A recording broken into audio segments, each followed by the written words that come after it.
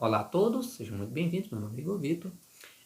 Muita gente às vezes pergunta o que é história, se a história é uma ciência, o que diferencia a história, a história que a gente aprende na escola de uma história, de uma ficção, de uma literatura, se existe de fato alguma prova de que existiu o rei tal.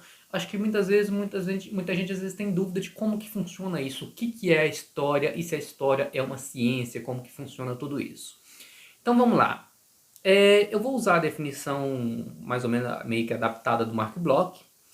E o Mark Bloch é um historiador que vai dizer, que vai definir a história da seguinte maneira: que a história é a ciência que estuda os homens ao longo do tempo. Mas para ficar mais claro, a gente vai dar uma destrinchada nessa frase. Vamos começar com a definição de ciência, né? Eu vou tentar falar de um modo bem informal. A ciência é uma maneira de estruturar o conhecimento de maneira que você coloca ele à prova e universaliza esse conhecimento. Eu vi outro dia um cara num podcast, não lembro onde nem quem que é, mas eu vou copiar o exemplo dele. Ele disse que o método científico é assim. Se você fez um copo, por exemplo, você seguiu um passo a passo para fazer um copo. Foi lá, derreteu o vidro, colocou numa forma tal, de tal tamanho, derreteu o vidro a tal temperatura, a forma você fez assim, assim, assado, e você chegou a esse resultado.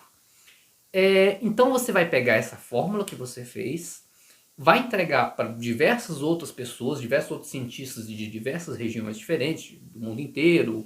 Você pode pegar um cara lá da Coreia do Norte, um cara lá do Chile, um cara lá da Antártida, e todo mundo vai seguir essa mesma receita, esse mesmo procedimento e vai ter que chegar no mesmo copo.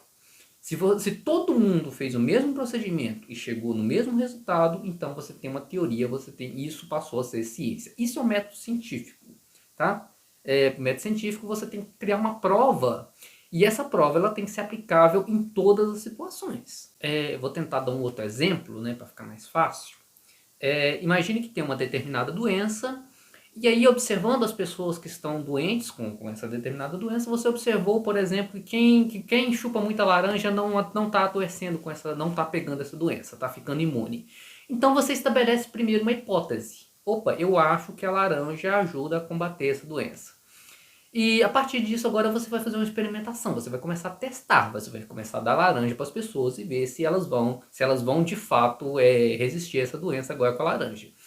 E você vai ter que fazer isso num certo grupo, né? E tem que bater em todos os grupos.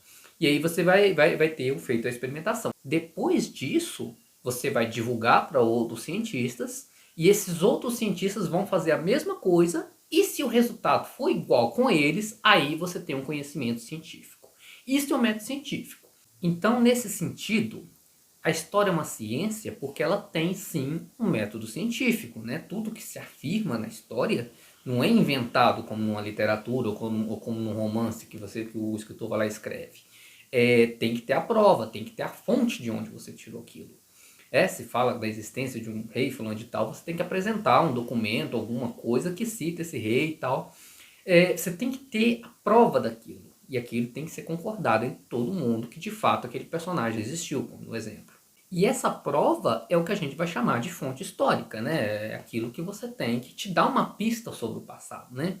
Muitas vezes se compara o trabalho de um historiador com o de um detetive, né? Alguém que vai lá e começa a colher pistas para tentar reconstruir aquilo que aconteceu. Assim como o detetive começa a observar as pistas para tentar reconstruir o que aconteceu ali naquele crime. É mais ou menos o trabalho de um historiador. Mas para você afirmar que, pelo que você está entendendo, é isso que aconteceu, você tem que apresentar as provas.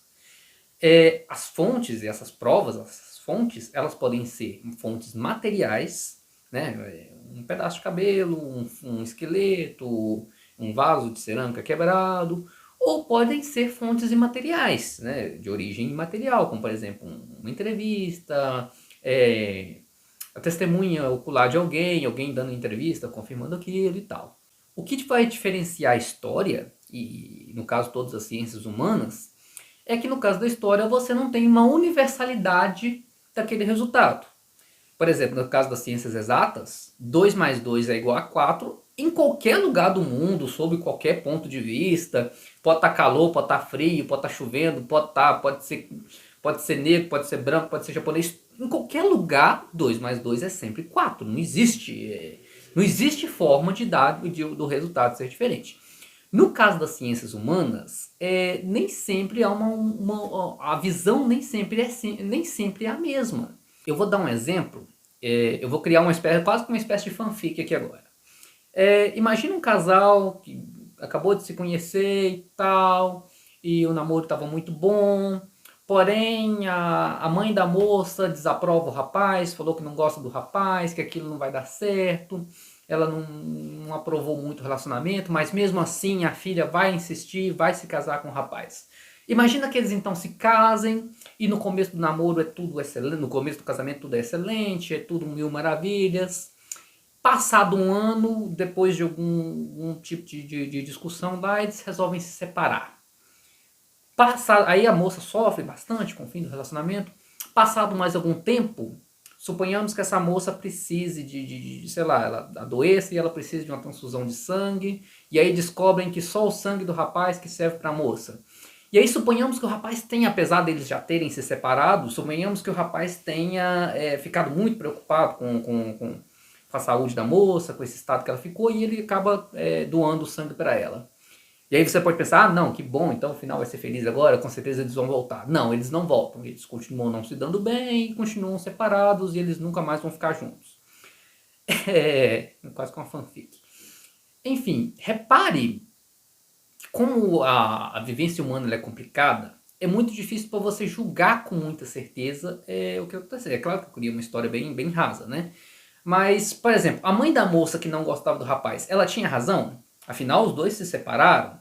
Mas também, por outro lado, ele ficou preocupado quando ela ficou doente e se ofereceu para doar coisa para ela. Entende? Repare como no caso das ciências humanas, você tem sempre visões diferentes.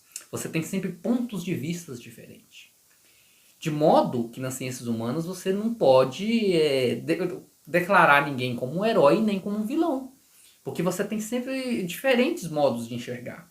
Então pode ser que para o pai, para a moça, o cara seja um herói, para a sogra ele seja um vilão. Pode ser que até um certo ponto ele seja um grande herói, até um certo ponto ele foi muito bom para ela, mas até certo ponto ele já não foi mais. Repare que é muito difícil você fazer um julgamento exato no caso, no caso da vivência humana. É muito difícil você fazer um julgamento exato. Diferente, como eu falei, das ciências exatas, que 2 mais 2 é 4 aqui no Japão, na China, na Coreia. Uma atitude humana pode ser boa aqui, mas pode ser ruim lá. Ela pode ser boa no momento presente e já pode ser vista como ruim no futuro. E aí, continuando a frase do Marco Bloch, né, a história é a ciência dos homens, porque sem homens não há história, tá? Por exemplo, quando você está falando de pré-história, por exemplo, quando você vai falar de dinossauros, por exemplo, não é história, isso é competência da ciência. Quem fala sobre a origem dos dinossauros, blá, blá, blá, isso é a ciência. A história é a partir do surgimento do ser humano, porque na história a gente vai estudar a relação do ser humano com o tempo e com o seu ambiente e ao longo desse tempo. E aí que é interessante, porque é a ciência dos homens no tempo. Porque sem o tempo você não pode comparar. E estudar história é fazer comparações. É observar o que mudou e o que continuou. O que era antes e o que é agora. Para a gente poder entender de onde vêm as coisas do agora. Entender que as coisas mudam. Que um comportamento no passado não é o mesmo de agora. Que a visão sobre uma determinada coisa no passado não é a mesma de agora. E se antes não era assim, não tem por que continuar sendo do jeito que é agora. Se antes era diferente, a gente pode fazer diferente daqui para frente. Então tem todas as questões do tempo, da mudança no tempo. E aí é um outro complemento interessante nessa frase, que é dizer que a história é a ciência dos homens no tempo sobre o olhar do presente. Por quê? Porque o olhar do presente está sempre mudando. E a forma como a gente vê o passado sempre está mudando. Então a história é a forma de você olhar o passado, mas sobre o olhar do presente, sobre a lente do presente. O Leandro Carnal, no livro dele, se não me engano, dá um exemplo que eu acho muito bom, por isso que eu vou copiar aqui. Imagine uma menina que ela vai fazer 15 anos e ela quer fazer uma festa de 15 anos. Aí ela junta um dinheirão e tal, e faz uma festa de 15 anos, e tira foto, e veste um vestido lindo e tal. Passado 10 anos, ela já mulher vai olhar para que pode, suponhamos que ela olhe para aquelas fotos, e pense assim, nossa, né, gastei um dinheirão com essa festa e tal, nossa, eu deveria ter viajado com esse dinheiro, né, seria muito mais proveitoso se eu tivesse feito uma viagem com esse dinheiro, por exemplo. E aí suponhamos que passado mais um tempo, aos 70 anos, ela está conversando com os netinhos e ela mostra a foto do aniversário de 15 anos dela para os netinhos e ela olha para aquela foto com uma saudade, com um olhar de nostalgia e ela fala, nossa, como eu estava linda nesse dia, como esse vestido estava lindo e tal.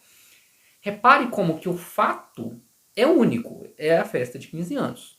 Porém, a visão que ela tinha aos 25 anos era diferente da visão que ela teve no momento da festa, e que a visão que ela tem agora aos 70 é diferente da visão que ela tinha aos 25.